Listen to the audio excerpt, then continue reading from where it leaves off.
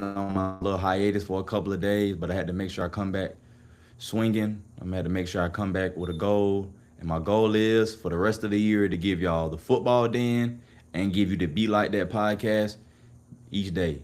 So today we're gonna do the football den. Tomorrow we're gonna do the Be Like That podcast. Production will be better. We will eventually have an intro. We will have an outro. We will have better topics. And we're gonna have guests to come on this platform and it Be Like That platform with Drew and JaVale and myself. You're gonna see a totally different type of podcast when it comes to how we produce this, how we show this to y'all because y'all love us. I know y'all love me. I know y'all love us, and I have to put out more content for y'all, man. I love my content. I posted on TikTok. Everybody got something to say, negative or positive, and I appreciate it. But I haven't done my job and my due diligence of giving y'all content consistently. Because if I want to be great, I have to give y'all content consistently, no matter what it is. If some breaking news come out in the NFL, I gotta come on here and I gotta report on it. I gotta come on here and I gotta get my commentary on it. I gotta get my opinion. That's what everybody else doing. I'm not competing against nobody else. I'm competing against myself. But at the same time, in order to continue to grow in this space, I have to be consistent, and I haven't been doing that. So that's my fault. I apologize for everybody that's been supporting us. We have to be more consistent so you guys can take us serious because we have a lot of subscribers on both platforms. But why would those people still support us if we're not giving you guys consistent content? So that's on me. But that's on me. I give y'all that. But I just hope you guys stick with us. We're gonna grind. We're gonna grind it out. We're gonna be consistent. You're gonna see some changes. Like I said, we'll eventually have an intro for the Be Like That and the From Nothing Pod and the Be Like That and the Football Den. My bad, y'all. Making noises. We'll eventually have a podcast intro and outro for both of my channels and both of the platforms. But man, I just want to be able to give y'all consistent content because I have the time. I'm a lazy ass nigga, and I gotta stop being lazy. And I can admit that, bro. I have to be better because if I really have a passion for sportscasting and being somebody that can be on sports radio or be on TV, I have to be consistent for people to take me serious. So I appreciate everybody that support us. I appreciate Full Sail for the computer and everything they've done for me too. But let's get started with the show today. And today, simple topic: JSN is now the highest paid wide receiver in the NFL. JSN has been performing at a high level the last 2 years, one with Geno Smith and a career high with Sam Darnold, plus a Super Bowl ring to add on to that. And he's been incredible these last 2 years. And when you are incredible for multiple years, you get rewarded with a lot of money. So let's go read this report from Adam Scheffner. My bad. Let me add it. Hold on here. Let me find it. Let me find it right here. Boom. Here we go. Let me open. Hold on, y'all. My bad. There we go. Let's go. So according to Adam Scheffner, JSN, but we all know him as Jackson Smith as Enigma. Jackson Smith Enigma, aka JSN, the reigning NFL Offensive Player of the Year, has reached an agreement with the Seattle Seahawks on a 4-year, $168.6 million contract extension that makes him the highest paid wide receiver in the NFL, just told ESPN. The deal averages 42.15 million per year and includes over 120 million dollars guaranteed. Boy, get that money. Both setting records for a wide receiver. Get that money. With this new agreement, two-time Pro Bowler contractually tied to Seattle is contractually tied to Seattle through the 2031 season. Bro, what am I doing? I'm reading too fast. With this new agreement, the two-time Pro Bowler is contractually tied to Seattle through the 2031 season. The Seahawks already exercised Smith's. Bro, I can't read, y'all. I'm having a brain fart. My bad, y'all. With this new agreement, I'm done. Stop. I'm done playing. With this new agreement, the two-time Pro Bowler is contractually tied to Seattle through the 2031 season. The Seahawks already exercised JSN's fifth-year option for 2027, worth $23.9 million last week. JSN deal with the Seahawks is the latest jump in the wide receiver market. Yes, because we already saw my boy Jamar Chase. He hit 40. Now my boy he got 42, so he got 2 million more than Jamar Chase.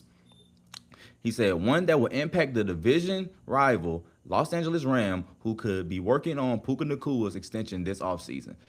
If he's getting 42, Puka probably get like 43. Nacua's entering the final year of his deal in 2026. Smith-Njiba's salary eclipsed the previous high for the wide receiver. Yeah, Jamar Chase's deal, that's 42. That's 40.25 million. Then you have Justin, who's behind him at 35, CeeDee Lamb 34, DK at 33, and Garrett Wilson at 32. In addition to JSN, a 2023 first round pick, the defending Super Bowl champions previously extended the left tackle Charles Cross the first round selection in 2022. Seattle's other 2023 first round picks star Devin Witherspoon is eligible for an extension. Is also eligible for an extension. They're gonna pay him too. They're gonna pay that boy too. So we ain't gotta worry about none of that. My bad, y'all, bro. Had a brain fart and I'm reading too fast. That's my fault. Happened again. I'm sorry. Don't judge me. Don't judge me. Please don't judge me. I can read. You know, some of y'all, I can read, bro. Don't just shake me. I can fucking read. Don't do that. But this is my thoughts on this, bro. He deserves it. Obviously, he deserves it. Anybody that's saying he doesn't deserve this is insane. If you're gonna say, well, I'll trade him and you can get some guys in the draft and you can win with that. No, you can't, bro. No, you can't, bro. You have to have a number one option at wide receiver to win and compete. We've seen it every year, bro. It's not Tom Brady Patriots no more, bro. You have to have a number one option. That could be your tight end or that can be a wide receiver. Tight end, you got Travis Kelce, number one. Wide receiver, you have the JSNs of the world. We've seen the Cooper Kupps of the world. We've seen the AJ Browns of the world. So you have to have a dynamic number one that can always get open when the quarterback needs him to get open. And JSN is that guy. We saw the start of his last two great years last year with Geno Smith. Even with Geno Smith, he had over 1,100 yards. He was balling. To a point, DK had to leave because DK wasn't getting that love. It was JSN's team now. He's the number one wide receiver. So either DK, you're going to take a seat, you're going to take a step back, you're going to get in the back seat of JSN, or you got to go somewhere else. What he did, he went somewhere else. And that's understandable. And he got paid. He got paid $33 million. So DK ain't complaining, but this is JSN's team. And you have to respect that. He's been balling out. Now, if we go look at his numbers.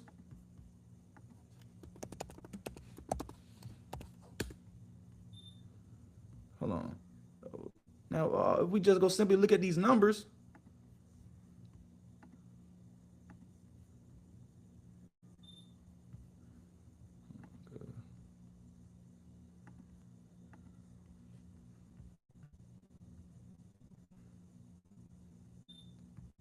Come on, bro. Look at his last two seasons. First year, he a rookie, bro. You're behind Tyler Lockett, DK Metcalf.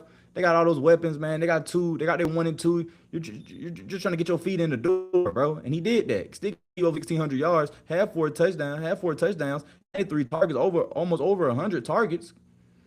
Caught 63 balls. That's a start to a good career, in my opinion, for somebody that's a third option on the team. Then he just took that leap. Went from 93 targets to 137 targets. Geno was throwing him, giving him opportunities. Had over 100 catches, 1,130 yards receiving, and 6 touchdowns. Great season and made a Pro Bowl. Now this year took another step. Put himself in potentially top 10, the top 5 category as in the wide receiver, as a wide receiver, 163 targets, 30 more targets. 19 more receptions, 119 more receptions, and my boy had over 1,600 more receiving yards the next year with 1,793 receiving yards and 4 more touchdowns with 10. Made it All-Pro Pro Bowler and won NFL Offensive Player of the Year. He deserves $42 million, bro. Based on these last 2 years, he's only getting better. He's only going to get better. It's not like he's gonna decline, bro. To me, he has 1,793 receiving yards. If he gets over 14, 15, I don't want to hear nobody, he took a drop. No, he didn't. He didn't, bro. Team's not going to scheme for him now. We're not going to let JSN just get 1,700 yards a year now. Hell no, we're not going to do that. We're going to double team him now. We're going to make it harder for the Seahawks to get him the ball. That's what you're supposed to do. So JSN deserves that money, man. He deserves that money. And a lot of people talking about Puka too. Puka gonna get paid. Trust me, Puka might get more than him. Puka been dominating, been balling too. But JSN, based on just the stats, his last 2 seasons, He's just been getting better and better every year. So you got to pay that man. It makes sense to pay him early. Get him out the way. He's one of the main reasons that you got to a Super Bowl and you won a Super Bowl. He played his butt off. Credit to him for that, man. You gotta show love and praise for that, man. Because a lot of these guys, bro, they start off this and they just JSN's not that guy. JSN, he started off slow rookie year. Second year, 1,000 yards. Third year, all pro. So he's showing he's only getting better and better and better. And he's only 23. Just gave him a 4-year extension. Once the 4-year extension is over, he's only going to be 27. It makes sense. It makes sense. He's still young. Pay him now. This is a smart move by the Seattle Seahawks. You got to make sure Sam Darnold has his number one guy long term. And then now he has his number one guy long term, bro. It makes sense. It's smart. Some people probably might say, oh, it's too early. No, it's not. Once the dude wins NFL Offensive Player of the Year, and he's already his second straight Pro Bowl, you got to go ahead and just pay that man. $42 million is not that bad, bro. The salary cap is going up and up every year. It's going to increase next year. It's going to increase in the year after that. So you can, the Seahawks can afford to pay him $42.15 million a year. He deserves it. I truly believe that he deserves it. But all he has to do is just prove us that he's worthy of this type of contract. Because Jamar Chase, he's doing it every year. Getting paid 42. Yeah, he got paid 40, but he had 1,400 yards this season. Still balling. They didn't even make the playoffs. We had 3 different quarterbacks and still was productive this year. JSN too. JSN showing it don't matter who the quarterback is. He's going to ball out. Look at it. Geno, 1,130 yards. Sam, 1,793 yards. Geno, 100 catches. Sam, 119 catches. So he's proven it doesn't matter who's the quarterback, who's throwing the ball, he's going to get busy. So pay that man because he's showing you it don't matter where we're at. It don't matter who's the quarterback. It don't matter who's throwing me the ball. I'm going to be productive. I'm going to get open. I'm going to beat my man. So credit to JSN and happy for him. He deserves the money. Anybody saying he doesn't, you don't make sense because he's only getting better. Let's say next year he only has 1,300 yards. That's still a great year. He still could be all pro off of that. If you have 1,300 yards and 10 touchdowns next year, that's still all pro worthy. It depends on how other guys around the league, how they're playing. But if he's doing what he has to do, he gets 1,300 yards, 10 touchdowns, and he's only got like 2 or 3 guys that's better than him statistically, he's probably gonna make another all pro Pro Bowl. So JSN, he's still young. It's a no-brainer to pay him right now. I would have paid him. So that's my thoughts on that. I think it makes sense to just pay him, bro. It wouldn't make sense for you not to pay him. And it's not too early. How? You just picked up the 5th-year option. So basically, this deal doesn't go in effect until 2028. This deal doesn't even go in effect until he's 25. And when the deal is over, when he's 29, you get to make a decision. Are we going to pay him again? 29 is still young for a wide receiver. We've seen guys at 29, 30, 31 still ball out still and are still productive in this league. So when I'm looking at a JSN, pay him now. The contract doesn't go in effect until 2025, so you picked up his 5th-year option because he's a first-round pick. So you hit on a first-round pick, which most teams want to do, especially a wide receiver because it's hard. We see a lot of wide receivers that are misses every year. The Seattle got a hit. First year, people looking like, I don't know. He's not standing out. He's not standing out. Still DK like it. And second, he said, nah, I am that guy. It's the reason why they drafted me 10th overall. So like I said, credit. No, he got drafted in the 20s, I think. He get drafted. When did JSN get drafted? My bad, y'all. I'm tripping. When did he get drafted? 10th, 20th overall. Okay. Yeah. 10 picks early. 10 picks early. Yeah, 20th pick overall, bro. Hit it on the investment, bro.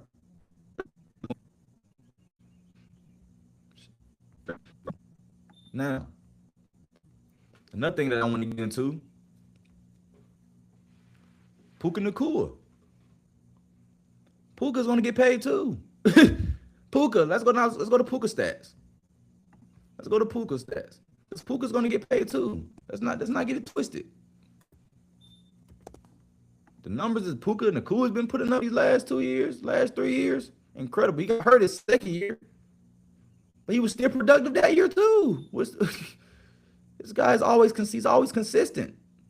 He's always consistent. He always get up. He's not the fastest. He doesn't run the best routes. But it's just like every time he's always open. He's always open. He's a very smart, technical wide receiver. And he's always going to get open, bro. Nobody can stop him, bro. He has like multiple 200-yard receiving games. He's always open, bro. Matthew Stafford, he's always open. I don't know if Matthew Stafford can throw him open. It could be a 50-50 ball. You know Puka's going to come down with that ball. And he deserves to get paid too. And I think Puka deserves to have a better. His contract should be better than JSN. He should be the highest. The next time I'm doing a podcast, I don't know if I ain't gonna say next time because it'll be Wednesday. I don't know if the Rams. It might take the Rams a week or two before they make Puka the highest paid wide receiver. But I wouldn't be surprised in the next day, couple of days, we see Puka announced as the highest paid wide receiver at 43 or 44. And a lot of people are asking, well, then 42, isn't that the highest paid in overall? No, Michael Parsons is making $47 million a year. So they're not close. Michael Parsons is the highest paid non-quarterback in the NFL at $47 million a year. JSN making 42 is great for him, but Puka, he deserves to get paid. I'm just sorry. He deserves to get paid. If you're not going to pay Puka, that's a problem. Look at these numbers, y'all. Look at these numbers. Come on, first year out the gate, broke records out the gate. 160 targets as a rookie, 122, 5 receptions, 1,486 receiving yards. That's a record. That's a broken record. That's a new record as a rookie. He broke the record. 6 touchdowns. He didn't catch that many touchdowns because you still got Kyron Williams. You got a great running game. Once we get in that red zone, let's run the ball. Let's keep it simple. Second year, he was banged up, only 11 games played, but still had over 100 targets.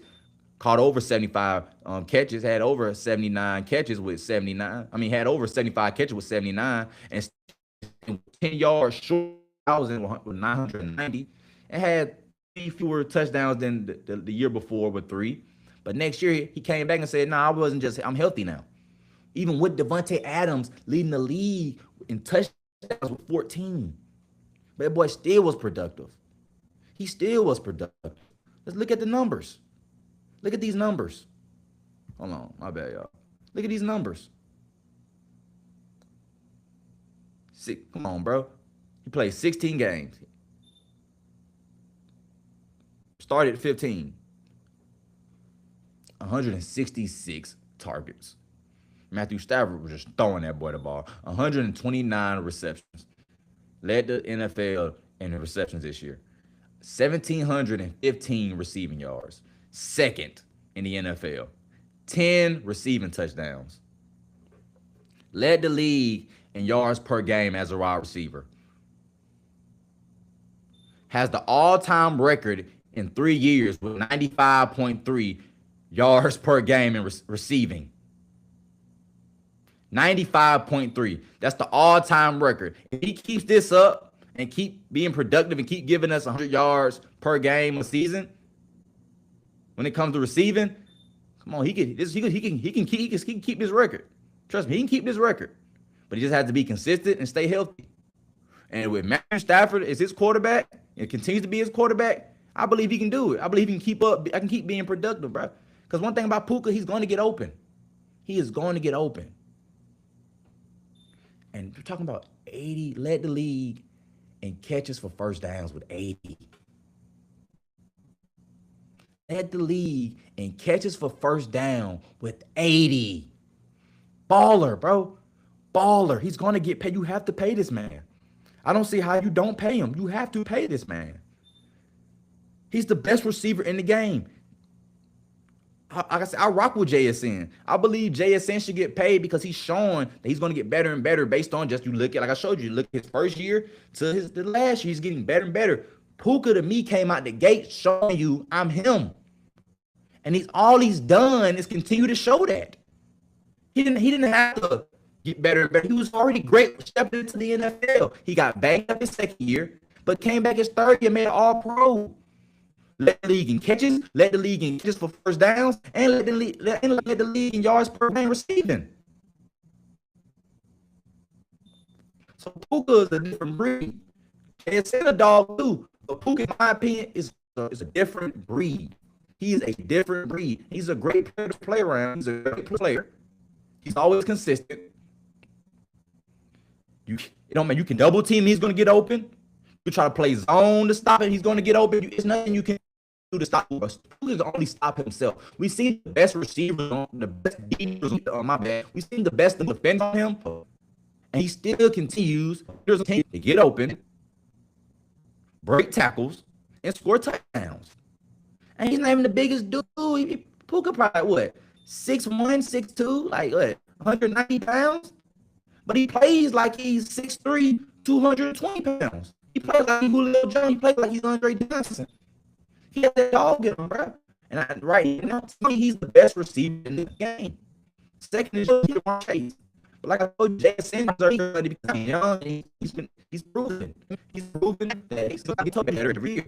Puka is showing you at the gate. I'm a top 5 receiver. He came out the gate. I'm a top 5 receiver in this game. I came out the gate basically doing that, saying that. Showing that. To be honest, showing that. He came out the gate showing that. So it's not too many rookies besides the rookies besides me, just there, just in the carrying 105, he's 105 balls as a rookie, and having over 1,486 yards as a rookie. There's not too many rookies doing that. So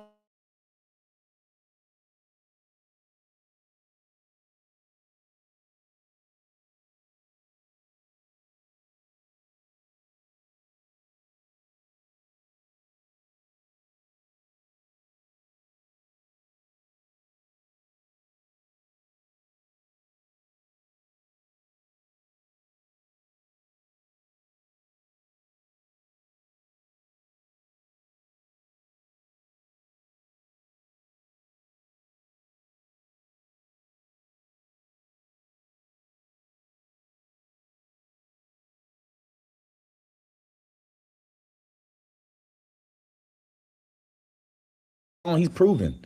He's showing you that he can consistently get open. He can consistently win his battles. And he's showing he's consistently going to get in the end zone. Nobody can stop him, no matter who's on him. Sauce Gardner, Stingley, who else? Sertan, doesn't matter. He dominates all those guys they put in front of him, bro. And he's not the fastest. He's not the quickest. He's just consistent. He's just consistent. And you got to respect that, bro. I haven't seen nobody really lock Puka down yet. Now, if you've seen some people lock him down, let me know in the comments. Probably in college, but in NFL, I haven't seen it. All I see every time I watch the Rams, Puka getting open. That's every time. Now, if I'm wrong, if y'all have seen some guys beat him, y'all have seen some guys dominate him in some games, then name them in the comments section. But in my opinion, I haven't seen that. All I've seen him is just be consistent in winning his battles as a wide receiver. That's all I've seen. So pay that man. I don't know when the Rams are going to pay him. Like I said, I was going to say probably in a couple of days, but you never know, bro. You never know. Probably take a week or two. Then it'll be breaking news by Adam Schefter that the Rams made Puka Nacua the highest paid wide receiver, but he will be the highest paid wide receiver in the NFL, bro. No doubt about it. He will be the highest paid wide receiver, probably making 43 to 44. JSN, he bumped over Jamar by $2 million. Puka might bump over him by he might jump over him by $2 million. JSN jumped over Jamar Chase. Puka gonna jump over JSN. It's the business. It is what it is. But he deserves the money. So that's my thoughts on that. You guys let me know your thoughts in the comments. Let's get it. Next topic before we get up out of here. This draft. And I'm not going to be long-winded. I'm going to be quick when it comes to this, but is it me or is like the reporting on the draft is dead, bro. Like usually around this time when we getting close to the NFL draft, it's hyped. All the reports about everybody, it's just dry. I don't know if is that a talent thing or is that a media thing. In my opinion, it's a talent. It's not a lot of guys that stand out in this draft that I think people want to talk about. The only guys people out here really talking about is Jordan Love and Fernando Mendoza. A lot of people are 50-50 on Ty Simpson. Some people love him, some people don't. But it's not a lot of buzz on this draft this year, and that's crazy to me. Even last year, it was still some buzz. Even though I think a lot of people were Jock Smith and Shadur, it was still buzz in the draft. It was still guys that you knew about, that people we talked about. This draft, there's no excitement, man. Just no excitement. I don't know if because it's in Pittsburgh. That's why, you know what I'm saying? But where's just the hype for this? It's no hype for this draft class. And even when I'm watching other people, other content creators in this football field, in this football space, they're barely talking about the draft. More people are talking about Max Cosby and the Baltimore Ravens, even though that stuff came out like what, a week? That's not even fresh. That's old. That's like 2-3 weeks of old news. People are still talking about that more than the draft. That's in April, a month from now. Literally a month from now. April 23rd through the April 25th. April 23rd through the 25th. So for me, I'm hearing nobody talk about the draft. I'm not hearing like nobody give me their top 5 wide receivers. I don't even know if people even know 5 wide receivers out of this draft. I don't know. I don't even know if people can even name me 5 D linemen. Can even name me 5 quarterbacks. Can name me 5 running backs, but Jordan Love. If I take Jordan Love name out of the basket, name me 5. I don't think I can't do it. So I know nobody can't do it. It's no hype to this draft, in my opinion, at all, bro. And that's a problem. That's a problem. But to me, that's also the media when it comes to always doing this stuff. Well, this class isn't that good, but the next class, like, bro, can we focus on just the guys in this group? Why we always got to talk about next year or the future? Can we stay in the present time? The media does a lot too. We're so focused on Arch Manning. Arch Manning did not come out this year. Can we focus on Fernando Mendoza, Drew Adler? Can we focus on them? Muskmeyer. Let's focus on those guys that's in the draft. We'll talk about Archie next year in 2027. Let's talk about the guys this year. That's in this draft. And I feel like the media and other content creators, they care more about Max Cosby and the Ravens, the flag football game that just occurred, and what else big? James Pierce Jr. than the 2026 draft. That's crazy. There's no excitement. There's no hype. And it just says a lot. It probably is a talent thing, but I think it's a media thing too. So that's my take on that. I just feel like, dang, I'm not hearing nobody like talk. Hey, you ready for the draft? Usually you hear people like, hey, bro, the draft. I don't see the hype. I just don't. So that's my thoughts on that. Y'all give me your thoughts in the comments. Hey, that flag football game, I'm not gonna lie to you, it was very entertaining. I'm not really a fan of watching flag football on TV. I feel like flag football is better in person than on TV, in my opinion. But I appreciate the former NFL players and the USA flag football team for making the most out of the event, in my opinion. Because you tell everybody was having a good time. That's all you really care about, bro. People going out having a good time and playing the game that we all love to watch and play, which is football, bro. No matter if it's flag, when you got to snatch somebody's flag, or putting the shoulder pad and helmets on, you got to really go hawk somebody down and knock them out, or try to stop somebody from getting in the end zone, or trying to prevent somebody from stopping you from getting in the end zone. So I appreciate the event because everybody was just having fun, bro. And it opened the door for everybody to get together, to have a great time and watch the legends of the game play the game with the future legends of the game. You know, so anybody that has anything negative to say about the flag football event, bro, probably somebody older. No disrespect, but y'all stuck in y'all ways. In my opinion, let's embrace what we saw. Let's embrace what we saw, because we saw a great flag football event. It was a great flag. Shout out to Fanatics. It was a great flag football event. We even got to see 48-year-old Tom Brady, old butt, out there slinging that thing. He looked better than Jalen Hurts. That's crazy work. And Jalen Hurts top 5. I'm not shooting on Jalen Hurts. I'm just being honest. Tom Brady at 48 years old looked better than Jalen Hurts, who's like 27, 28 years old.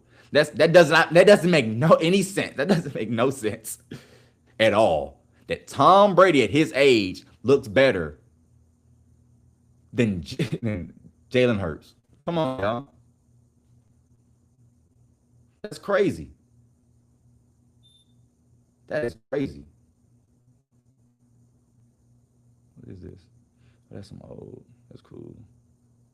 My bad, y'all. Hold on. Somebody text me. Let me. Oh, it's the same thing. Yeah, let me say no. My bad, y'all. Get that. Somebody trying to scam me. But yeah, another thing that I saw watching the flag football game, that playing football and flag football are totally two different sports, bro. Flag football and just football are two different sports, bro. How those USA football players playing compared to the NFL, how they was playing flag football, you can tell it's a complete difference, bro. Them dudes ducking down, they different. Them boy, they ducking down to prevent people from grabbing their flag. They were just different, bro. They were just different, and that's why, to be honest, that's why they basically embarrassed both of the teams, the Wildcat team and the Founder team, bro. And everybody in 2026, fair players should join the flag football team. I don't think so. I think a couple of them potentially could make the team. I don't think all of them could. Jalen Hurts couldn't be the quarterback of the USA flag football team. I'm just sorry he couldn't. He looked terrible, bro. The worst quarterback out there between Tom Brady, Jaden Daniels, and Joe Burrow was Jalen Hurts. And anybody that's trying to tell me otherwise, you're wrong. You're wrong, bro. I watched the whole thing. You're wrong. I watched it on YouTube. It's free. You're wrong. I watched the whole thing, bro. Jalen Hurts was the worst quarterback out there out of the four guys. Tom Brady looked better than Joe Burrow in some moments, better than Jaden Daniels. But at least they showed why they're starting quarterback in the field. Jalen Hurts looked like a backup quarterback in that flag football game. Just being real, he did. He did.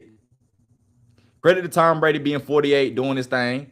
Gronk scored a touchdown. Then he got hurt. He was out. So that's my thoughts on the flag football. Y'all tell me y'all thoughts. Did y'all appreciate the flag football event? Did you watch it? Did you not watch it? You're like, I don't want to watch flag football. And I understand that. Flag football is better in person than watching on TV. But let me know you guys' thoughts on that, man. Did you like it or did you not like it? You know what I'm saying? That's my thoughts on that. And y'all, that's all we have for today. I appreciate everybody that came through to watch this show. We will be back tomorrow. We'll be on the Be Like That podcast with my boy Drew and JaVale. So you'll see those guys tomorrow. We got a lot of things to talk about when it comes to hip hop. We got the J. Cole and Cameron interview. We're going to talk about that. I'm going to watch that tomorrow. We'll talk about that. There's a lot of things we can get into some NBA. We got to talk about Cade Cunningham. He's out with a lung injury. Someone with his lungs. So there's a lot. He had a collapse. We'll talk about that. We got to talk about Kenyon Martin stopping the whole show to press the producer. I know I'm a couple of days late. I don't care. I'm going to give you my opinion on that. So yeah, be on the lookout that when we're on the Be Like That podcast tomorrow. But that's all for the football den. I will see you guys on Wednesday, and we are out. Thank you for joining.